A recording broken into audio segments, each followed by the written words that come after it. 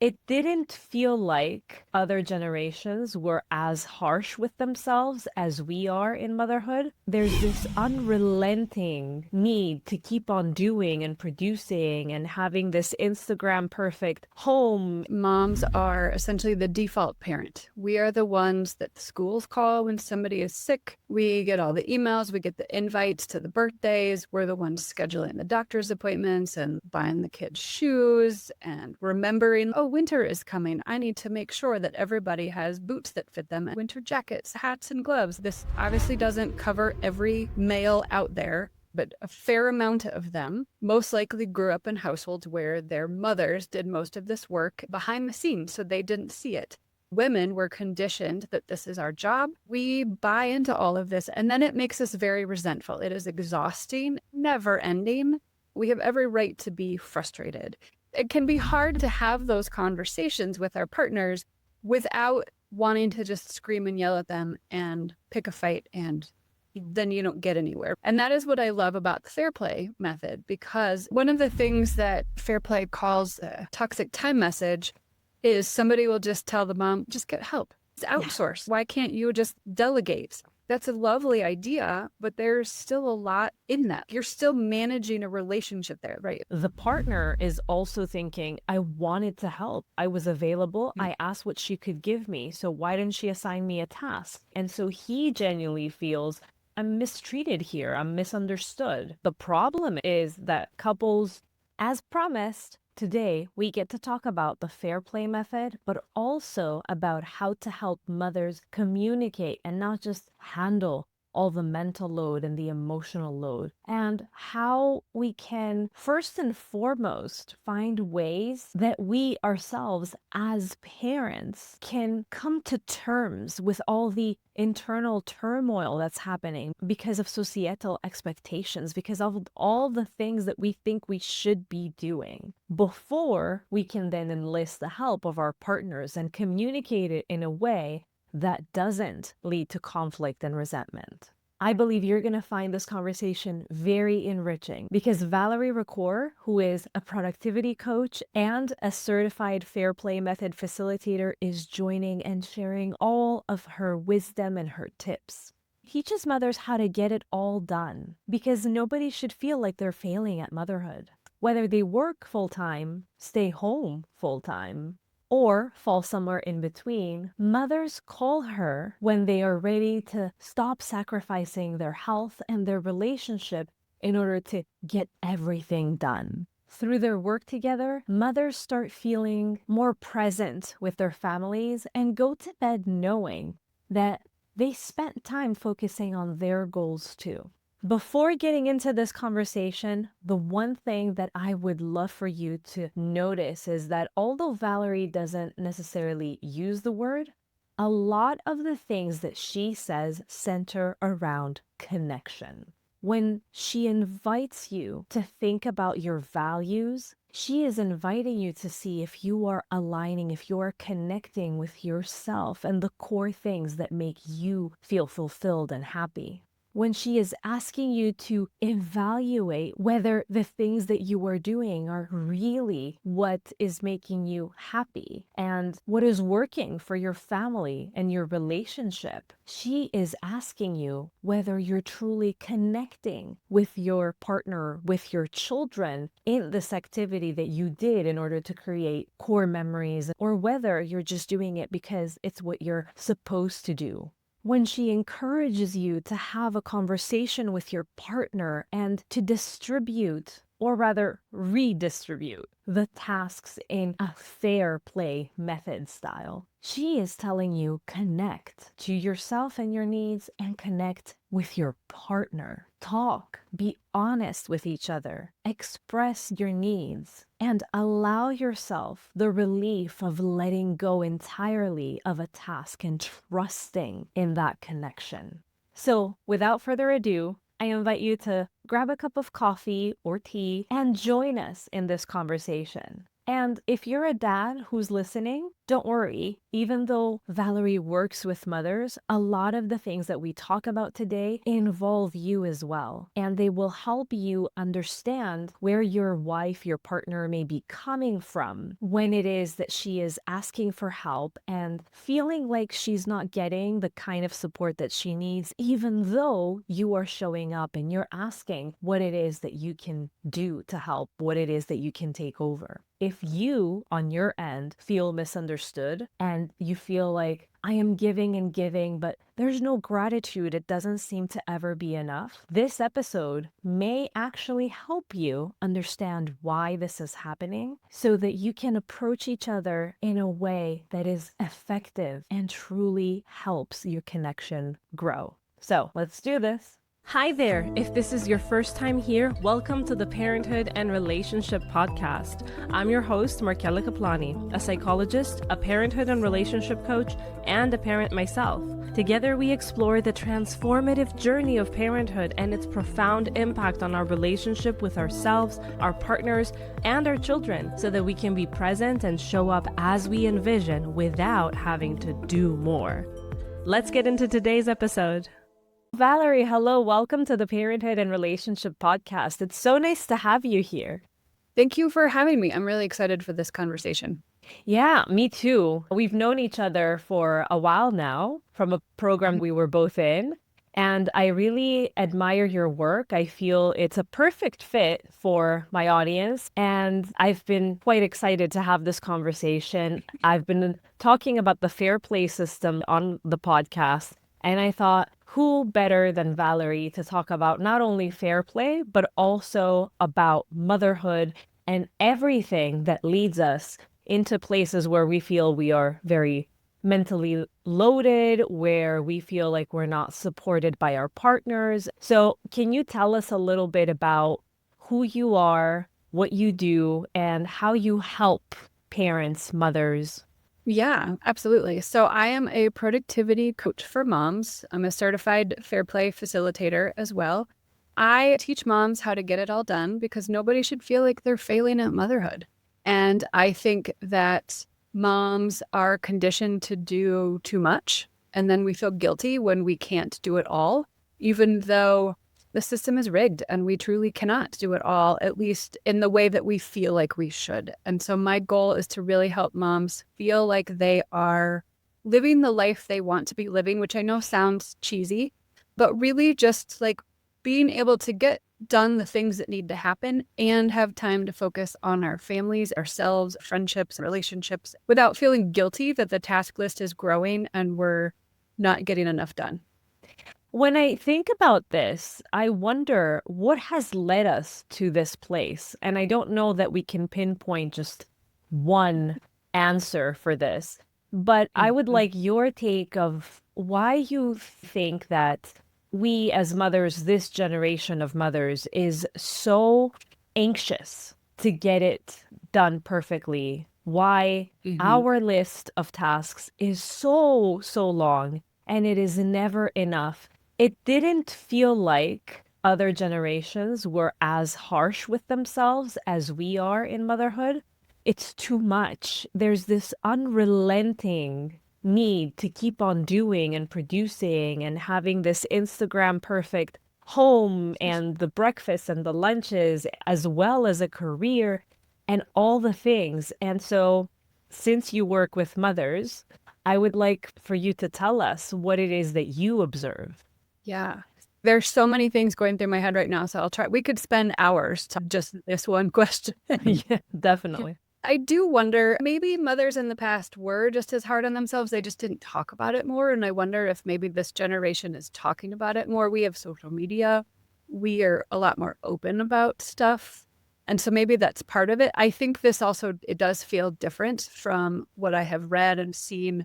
There's this intensity of parenting and motherhood. And it is a combination of more families have, both parents need to work in order to just pay their bills. There is this sense that, at least in the middle class, we're losing ground as a middle class. And so by having our kids get into a good college, they will get a good job and be successful, because that's what we have defined as success. In order to do that, they need to build that resume starting at a very young age with competitive sports and doing all of these things. And so then parents, particularly mothers, are incredibly busy managing all of that.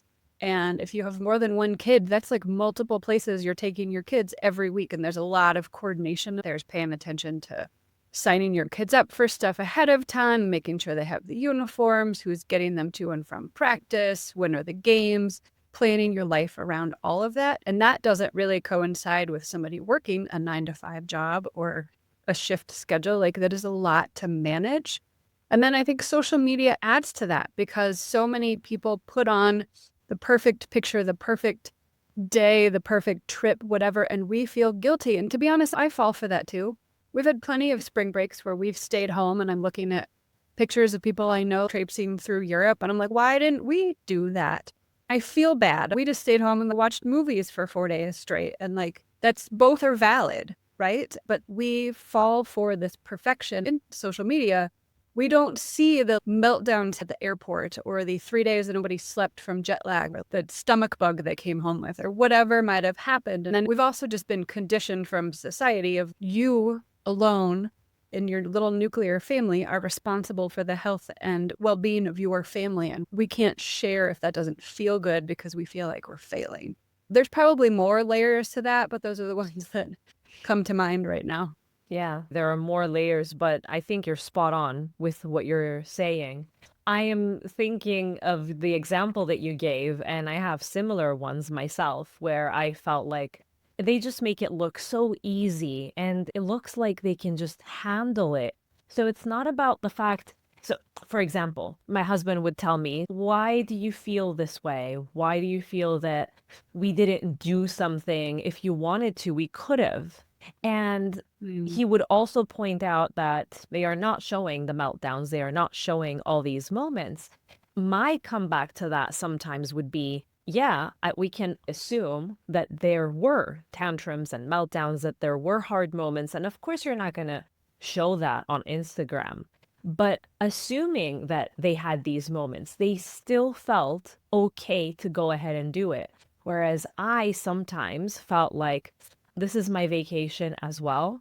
And I don't think I can just take the tantrums and the meltdowns and have to do that somewhere else, where I also have to pack. And there's the expectation of, we're supposed to have fun here. And it just felt like too much. The comparison that I was making in my head was, it seems like everybody else doesn't seem to feel overwhelmed by all of that. And obviously, I do. So I prefer to just stay home. And I made that a problem. Yeah, there's so much to that. And the core memories, you have to go make core memories with your kids. And I think that's such a big thing. And I hate that term, because we don't have control over what our kids remember. To me, it just adds one more layer of guilt to mothers of, oh, did you not do enough this summer or on this vacation to add core memories to your kids? My kids ate plenty of ice cream and had plenty of fun with their friends. Sorry that we didn't take 6 weeks to travel through Europe, but we didn't. And my kids are going to remember this stuff just as much as if we took this trip.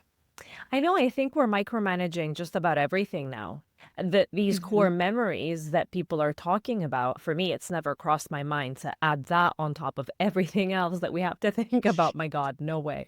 But, it's like, how can I control what their core memories are going to be? Now, of course, we as parents can do things that are beautiful and they stay with the child. But a lot of core memories, basic psychology will tell you that they are formed based on emotions. And so maybe I do take my child backpacking through Europe. But if that doesn't strike them as individuals as something beautiful in terms of their emotional world, and that is also an individual thing, then it's not going to stick just because I made sure to travel through Europe. What stays is the emotional thing. And I do believe that it's an issue that we try to micromanage and control every little thing. nowadays. And Mhm. that is my question toward us, including myself as mothers in this generation, of just how much have we been made to believe that we can control the Mhm. raising of children. It feels like we Mhm. think we are gods and we have all the control and responsibility, and along with that, all the power. Do you see that Mhm. in your work with mothers? I do, and I think that's part of why moms are so overwhelmed and exhausted because we can't control all of that. Like I was thinking of, so we used to own a camper, and I was like, we're going to be the family that camps all the time. I live in Colorado. Camping is great. However, camping in Colorado is like a full-time sport to you start making reservations in December and January. Things book up super far in advance.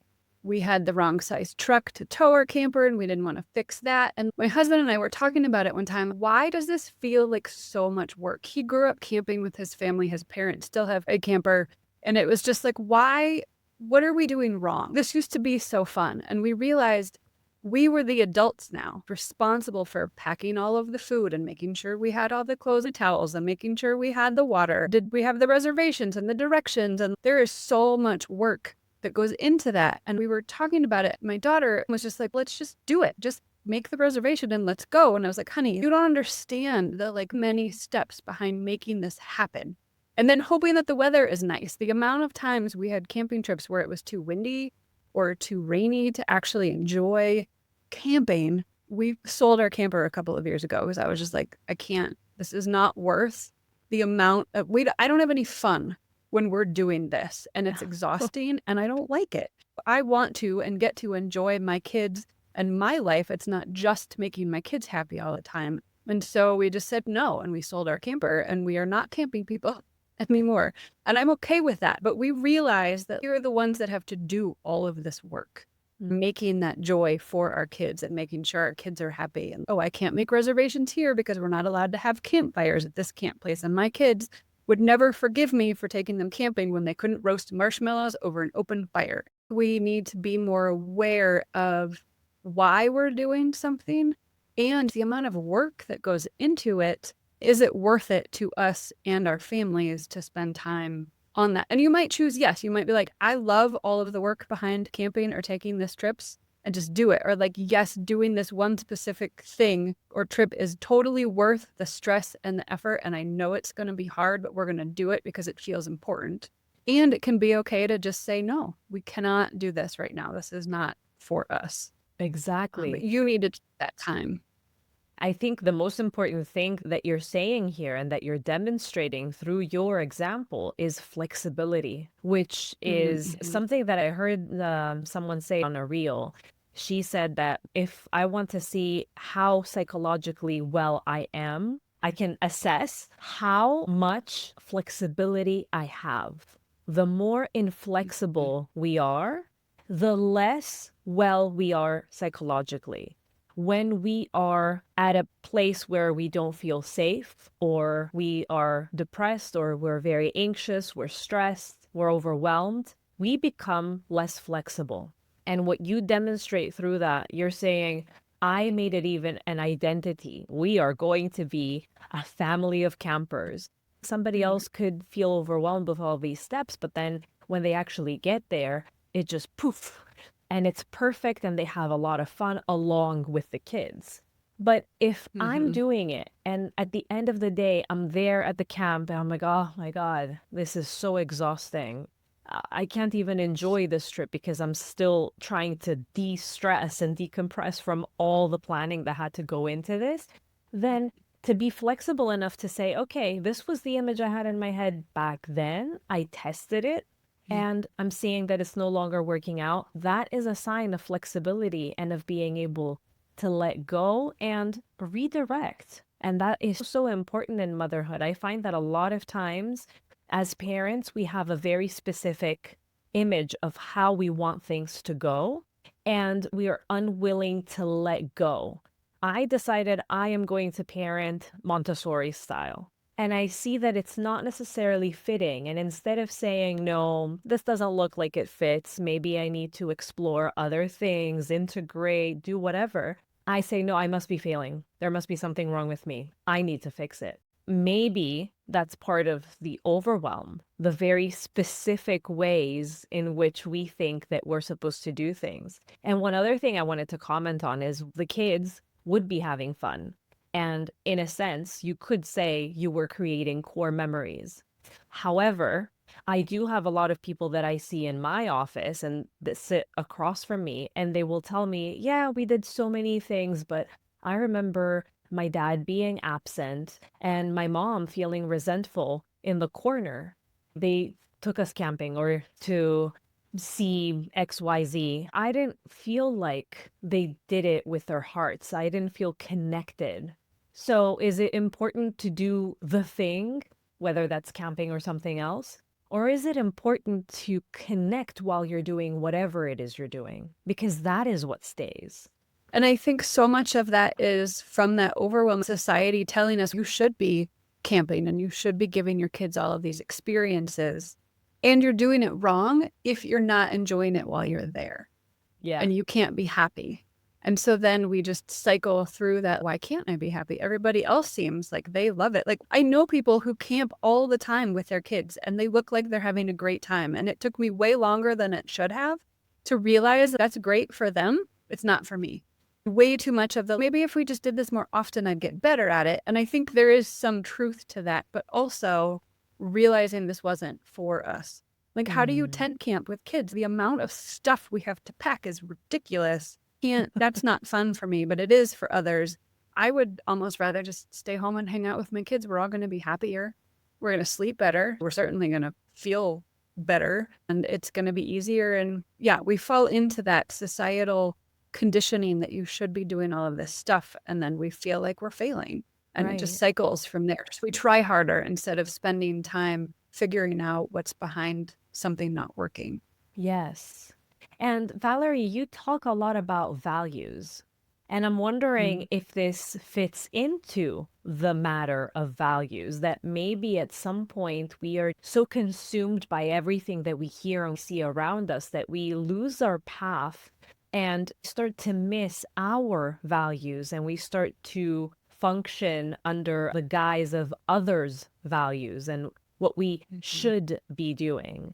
Can you tell us a little bit more about your work in terms of values and how you see that they help or don't in the way that we function? Yeah.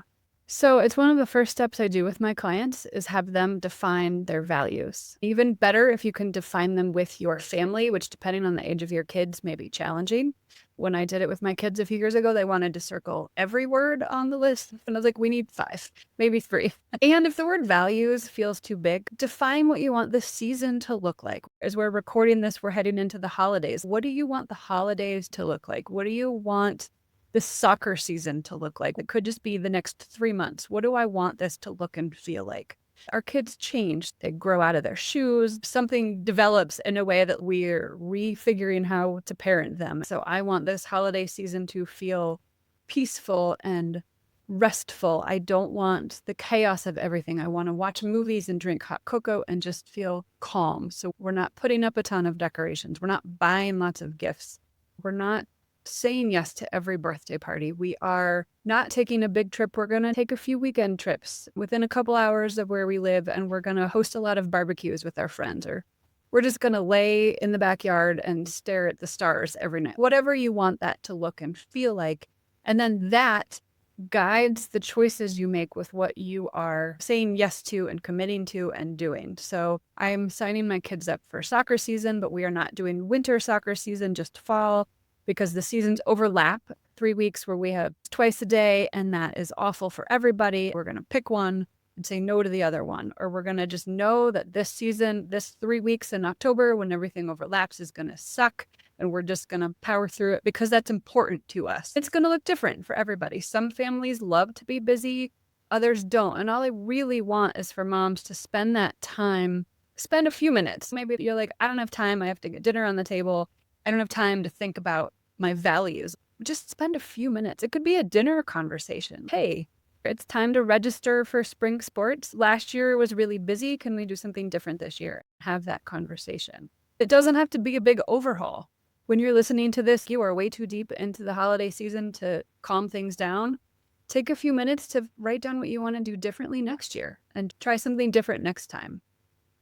But really, I feel like I just threw 4 separate directions in there. The values piece is important because it is how you say yes or no to what is happening and what you're committing to and what's on your to-do list now and in the next few weeks or few months. So I like the way that you described it, because that's exactly what I see happening for a lot of people. We don't realize it, and it's perfectly normal in the way that we lead our lives and how many influences are out there. We get carried away and we forget that we do have values, and at some point we become misaligned.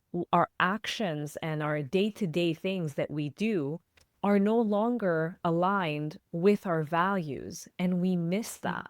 So it's very important to do what you're saying, because maybe I am committing to going to all the parties because, well, that's the right thing to do and the most socially acceptable thing to do. Since I said yes to that one, can I say no to the other one? And how will that look? But if that's going against my value of family first and we haven't spent time as a family, something just doesn't feel right, even though I did the thing, even though I went to the party. And I can't really pinpoint why. I just seem to never be satisfied with all the things that I'm doing. And maybe I should be looking back to see if my actions and our actions as a family are aligned with the values we carry. I've actually made a list for anyone who's listening and wants to try the exercise you're saying. I have a list of values that is very helpful. It has different categories so that it can make it easier for people to find these top 5 values. And I use it a lot with couples because a lot of times there's the misalignment there as well. Your values are not the same as my values, and sometimes something that I value may clash in the way that I present it with something that you highly value. And so if anybody wants to download that, they can go to markellakaplani.com/resources and find it there. But I love the idea of doing that over dinner because, like you said, it takes the edge off. It doesn't make it so difficult. Can you tell us a little bit about what happens in terms of the couple? A lot of mothers that I work with come in very disappointed, resentful, conflicted about their partners in terms of parenthood and the mental load and the emotional load that they are carrying. And they just can't find the way to get their partners to understand exactly what it is that they need from them. It's as if sometimes they're speaking different languages. Can you share with us how you guide mothers and couples through this? Yeah. So I think in a lot of cases, moms are essentially the default parent. We are the ones that the schools call when somebody is sick. We get all the emails, we get the invites to the birthdays. We're the ones scheduling the doctor's appointments and buying the kids shoes and remembering, oh, winter is coming. I need to make sure that everybody has boots that fit them, winter jackets, hats, and gloves. This obviously doesn't cover every male out there, but a fair amount of them most likely grew up in households where their mothers did most of this work behind the scenes, so they didn't see it.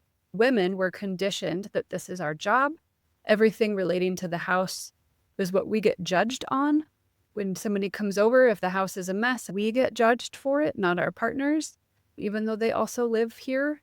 We buy into all of this, and then it makes us very resentful. It is exhausting, never ending. We have every right to be frustrated. To some degree, we feel like our partner should know and be able to read our minds that we are angry and resentful and over it. They should just see all of the work that we do. Unfortunately, it's not that easy. Like, even in my own household, my husband is a very hands-on parent and does a lot. And there are still things like how the toilet paper gets into the bathroom or fills the hand soap in the kitchen sink. Like, I'm the only one that seems to notice that it gets emptied and magically it's refilled by the kitchen soap fairy. It can be hard to have those conversations with our partners without wanting to just scream and yell at them and pick a fight and then you don't get anywhere. Right now, we're just spiraling down this road of arguing about it. And that is what I love about the fair play method, because it gives us a tool to start talking with our partner in a way that is the two of us against the dishwasher, or the two of us against having to buy Christmas gifts or throw a birthday party or whatever that might be. Instead of fighting about it, we're on the same team against this other thing. And understanding that there's so much that happens behind the scenes that people don't know about and don't understand. A couple of years ago, so my kids right now are 10 and 13. And I was just a couple of years ago, we needed to go back to school shopping. We had a day picked out to go do that. It was like, all right, kids, we can't go shoe shopping and I think we were trying to visit grandparents and buy clothes. We can't do all of this in one day. And I listed off all of these things that we needed to figure out. And I was like, we need to prioritize. Are we going shoe shopping or clothes shopping? Or are we doing this other thing some other time? I finished the explanation and my kids looked at me and they're like, whoa, you were thinking of all of that? I was like, yeah, because this has to happen before school starts. And we can't do this all in the time allotted on this specific day. I'm not making this decision by myself because it's your shoes and clothes for school. So which is more important to you? And we talked through it, getting them to understand that I am not going to be the one who's doing all of this work. Like, you have to be a part of this. Same for anything around the house. Getting your kids involved, getting your partner involved. It might also feel better to just start with your husband or your partner. With the fair play method, my husband and I started with the dishwasher. I was just so sick of doing the dishes. And I felt like we both work from home. We run our dishwasher a couple times a day. I was like, I am so tired of dishes and feeling like it is always my responsibility. He looked at me and was like, I know one of us will get to it. But the problem with somebody getting to it during the day means I do it because it needs to happen. And so we followed loosely the fair play method's plan and came up with something that worked for us. The method gives you a tool to talk to your partner. And values are one of the first things that they have you do, is really, what do we value? And why are we doing something? Why is this task something we care about? Why are we hosting birthday parties this way? And really getting into that why behind something. So it works for dishes and the bigger things like how you spend your holidays and birthdays. What would you advise a mom that tells you she's really trying to help her partner understand why something is so heavy? There will be that struggle of, this is just so simple. Why are you making an issue about the dishwasher? You're just loading the dishes. And there isn't, it's like you said, it's that invisible work that goes into it that then you have to explain. And I wonder if someone doesn't actually do it from beginning to end, doesn't have the responsibility for a little while, will they ever realize if we're just talking about it? Yes, there is so much behind all of that and that thinking of all of that. And the dishes feels tangible, but I think it represents so much more to a mom or a woman, because it's not the dishes, right? It is the pile of clutter. It is my desk in our kitchen that is always full of Post-it notes of things that need to be done or taken care of, that never ends. I want to be able to go make myself a snack in the afternoon and not wonder where the little cutting board is for my apple, because it has been dealt with. I know where it is and it's been taken care of, and we're not out of forks at breakfast time, or when I'm making breakfast and I'm tired and I'm hungry and I just need to get breakfast warmed up and we're out of forks, or the kitchen is a mess and I have to clean the kitchen before I make breakfast. Now I'm grumbling over my eggs because I'm hungry, but it's taken me longer to get there because I had to clean the kitchen first. And so it's not just take care of it. There are so many steps to taking care of it. The way my husband and I have split up dishes is it's 1 week on, 1 week off. So 1 week it's mine, 1 week it's his. I like to stay on top of it. His week, like, things just start to pile up. Like, the things that need to be hand washed start to pile up.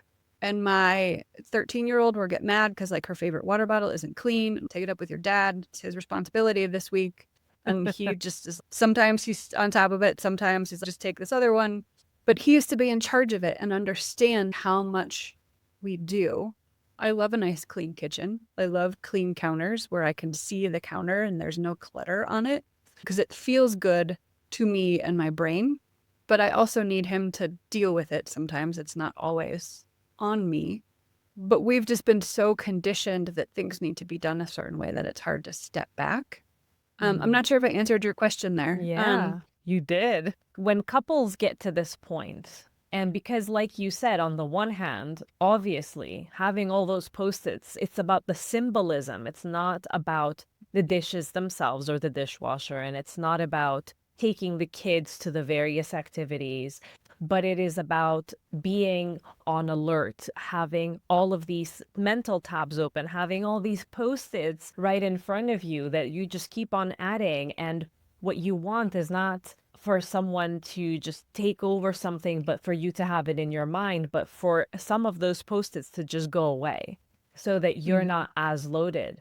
How do we, as women who have been conditioned to do things perfectly, and this is the thing that I will get judged on. So even if my partner is on board and is hands-on, at the end of the day, if he's not handling it the way that is ideal, then somebody walks into the house and sees the mess. What will I say? Oh, this is his week of handling the dishes, and that's why you're seeing the counter. There's a lot of internal work for me as well on how I'm going to handle that.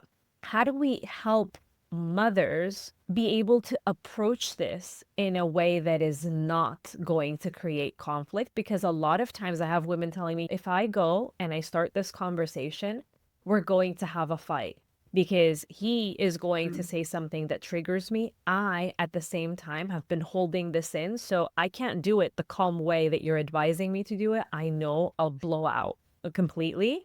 And so they're asking to be held and to be led in a way that they can approach this so that there is no conflict, which, okay, there's going to be some conflict, I would assume. But how do you help women? How do you support them in approaching this, knowing that societally they are conditioned to want things the way they want them, but that this is also going to not allow them to relinquish some control, and it's going to make it more difficult for them to communicate what they need from their partner? So to start with, maybe just a few sessions with a therapist to work through some of that frustration on your own is a great place to start, so you can process some of that resentment. So when you do have that conversation, you can release some of that anger first. And possibly couples counseling if you are not sure how your partner is going to react, because it's been working for your partner really well to do things this way. So there's really very little impetus for them to change. Part of that approach with starting with your conversation can be like, hey, I learned about this new method. I'd really like to try. I know that I have been very angry about X, Y, and Z. I would really like this to be different. Or if we try this, I might not be quite as angry all the time. I would like things to change because they're not working for me. Can we try this thing? And we're not overhauling your entire life. We're doing one task, one conversation. There is a documentary on the Fair Play that doesn't get into the method itself, but really lays the groundwork for why it's so important. Partner would be open to that. Watch it together. That's eye-opening. I mean, I watched it with my partner or my husband, and I watched it with my partner or my husband, and even knowing all of this stuff, there were still things I learned, and I would pause it and be like, I didn't know that. What do you think about that? And that can be a great jumping off point to the conversation. There's a step in the method called the minimum standard of care, and that is where you are defining what a completed task looks like. So with the dishes example, you're in charge of the dishes for the week, and the minimum standard of care is that the kitchen has to be clean enough at the end of the day that whoever makes breakfast doesn't have to clean the kitchen. You are also responsible for hand washing everything. You cannot leave a mess for whoever takes over on Sunday. So you can't just be like, I didn't get to it this week, sorry. You have to leave a clean slate for the person who takes over. If that means Sunday morning, you're the one loading the dishwasher and hand washing stuff because you just fell behind, fine.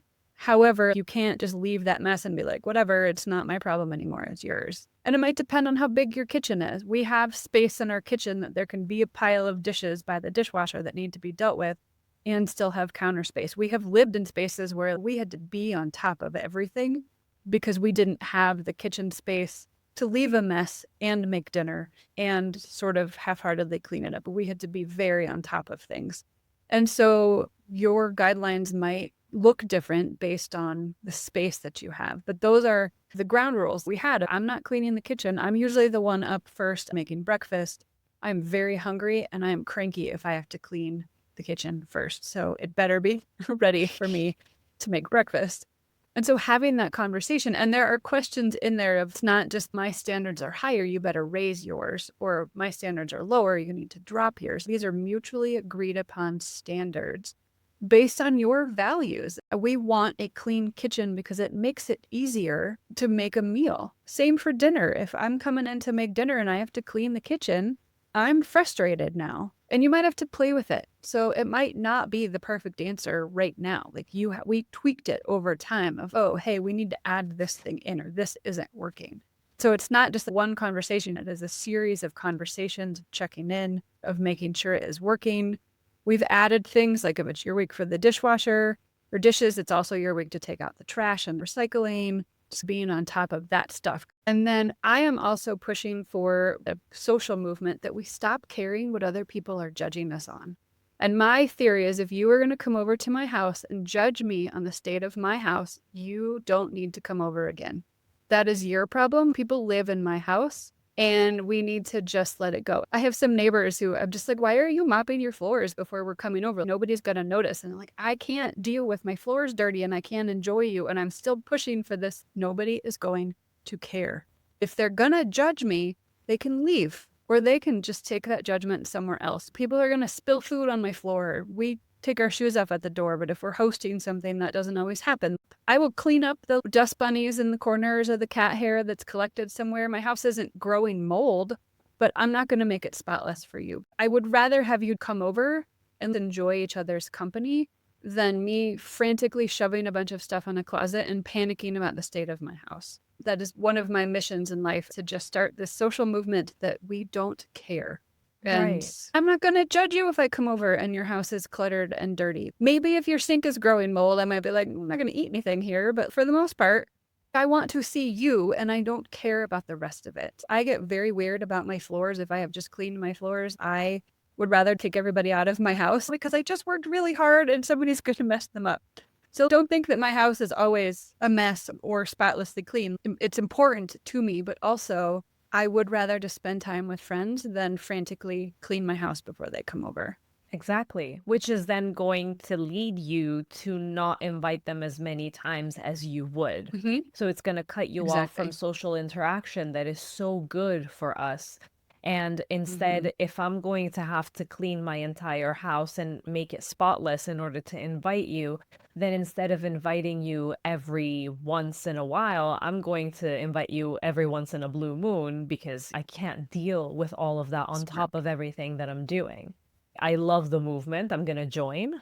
And I wanted for us to work through some scenarios that are very common in households Mm-hmm. with kids, with parents who are trying to parent and be partners. So there's the mom. And in this scenario, she's trying to get the kids dressed. She's packing lunches. She's finding a missing shoe. She's signing a permission slip.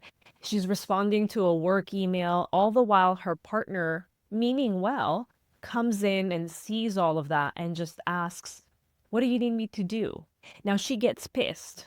And him Yeah. having very positive intentions, he is frustrated and resentful and angry. Like, why? I'm asking how I can help. Why are you pissed at me? Yeah. And so I would like for you to walk us through what is happening in this scenario. And you work mainly with moms, but in helping the moms, you're also helping the couple. So how do you Mm-hmm. help the couple through this situation? Yeah. In that moment, it feels to mom like dad just asked for one more thing for her to do. Not only am I trying to manage all this stuff, but now you want me to figure out what I can tell you to do. Thank you for just giving me one more thing on my to-do list. It's easier in this moment to just do it by myself. In that moment, I just need to get the kids out the door, period. Then we can have this conversation. The conversation might just be, I need you to leave, or there's nothing you can help me with right now, or go find Sally's shoe because I don't know where it is. Maybe it's in the car. It may truly be easier to just do it all by yourself in that moment. And then we need to revisit that later. When you're not quite so stressed out and frustrated, then you can have that conversation with your husband.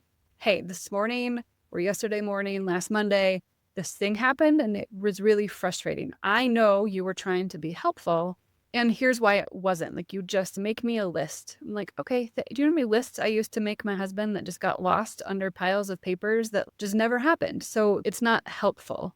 Let's talk through our morning routine and follow the fair play. What is the minimum standard of care? What do we need our mornings to look like? What do we need to do the night before to make our mornings better? And who is in charge of what? It can't just be a free-for-all. Hey, you are in charge of making sure the kids' backpacks are ready and that the night before their lunches are packed. Or if you pack lunches in the morning, one of you is in charge of lunches, one of you is in charge of getting the kids dressed. It needs to be very defined who is doing what and what the timeline is for that. A lot of where I start with my clients is a triage, right? That mom in the kitchen feeling super overwhelmed, and maybe her partner is nowhere to be found. And she's just, I don't even know where to start. So really helping moms out of that mode of stuckness and overwhelm into, okay, let's get everything out of my brain, get all of this together, and then move into what do I do next? Working with the fair play method is much further down in the work I do with my clients because there are other things we need in place first before you can start having this conversation. We need to do our morning differently. We need to talk about that, but I'm not ready for that. I need to do this other process first so I can get myself collected, and then we can talk about that. And knowing that a few weeks from now, even after you've had this conversation, you're going to have more mornings where your husband shows up and is like, what can I do? And you're going to want to throw a shoe at him. And that is okay. Don't throw the shoe. This habit change and these routines are hard to make that change. We want to do it little by little in steps that are going to stick long term, essentially, versus like tomorrow we're going to get up and we're going to magically make this day so much better. Like, we have mornings. My husband is not a morning person, and my 10-year-old is also not. And she starts school at 7:45 in the morning, and he walks her. It is just all I can do to get them out the door in the morning, and it is just challenging at times. And I know that this is a season that, like, next year when she's in middle school, it starts an hour later. It's going to look much different. And so it's just kind of, what skills can we build now for my 10-year-old? She knows how to pack her lunch, but she's not packing her snack at 7:15 in the morning. She's lucky to get breakfast in her mouth before she has to leave for school. And so it's really understanding where we are now and being able to have those conversations in a way that is the two of you against whatever it is and not fighting about it. Yeah, I think the most important thing in what you said is the fact that we need to have that conversation afterward. Number one, to normalize that both parties in this conversation are right. The mom is obviously very frustrated, very overwhelmed. And yes, it is yet another thing that you're asking me to do. You are asking me to go back and think what it is that you can do and give you steps to do it. So that is extra work, and it's not going to happen right now. And the partner is also thinking, I wanted to help. I was available. I asked what she could give me. So why didn't she assign me a task?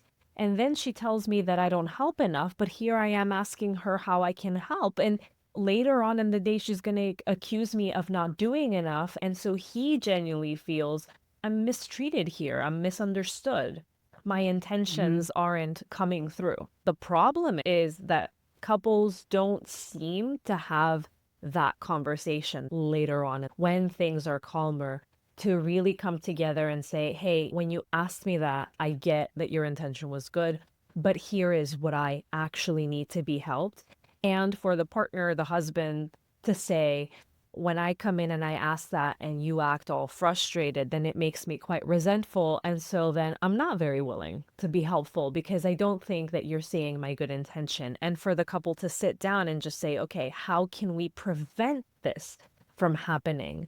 Here is what I need. Here is what I can do. And let's work it out together. That conversation seems to not be happening. Maybe we're trying to have that conversation because thankfully nowadays there are the books and there are podcasts like this and there is a lot of information. And so many people know that they should be having this conversation, but it's not an effective one because I am not prepared. I haven't worked on the things that cause me internal struggle. That thing that you said, let's sit down and look at what's giving you difficulty, what it is that you need so that then you can communicate it better. We go into these conversations with all our overwhelm and all the resentment that has built up, and then we wonder, why didn't our message come through? And the same thing happens for our partners. They're coming in with all their resentment, and obviously their presentation is not going to help us understand them and put ourselves in their shoes either. Yeah. One of the things that Fair Play calls a toxic time message is somebody will just tell the mom, just get help. It's outsourced. Why can't you just delegate? I'm like, that's a lovely idea, but there's still a lot in that. You're still managing a relationship there, right? If I'm telling my husband what to do, I'm still in charge. It's still on my plate. I have to make sure it happens on time and correctly versus fully giving this to you, and I don't have to do this. Another example, my 13-year-old, her birthday was a few weeks ago, and we don't throw like big birthdays for every birthday, but it was like 13 is a really big deal. Like we should celebrate this. And she is obsessed with Stranger Things, the TV series. My husband watches it too. I was like trying to find decorations online, like we're gonna go big, and was like, I can't find anything that my daughter wanted. She was helping me. So I was like, you two are in charge of this. He had some ideas and I was like, fine, please just make it happen. And together they talked it through. And I was like, we should buy paper plates. And what are we doing for food? But I had nothing to do with the decorations. I'm not going to worry about it. You two know what you want. And I haven't seen the TV series. Please take care of this. And so the delegation piece, like if I hire somebody to clean our house, I'm still managing that relationship. I'm making sure the house is ready when they come over. When are they coming over? What happens if they don't show?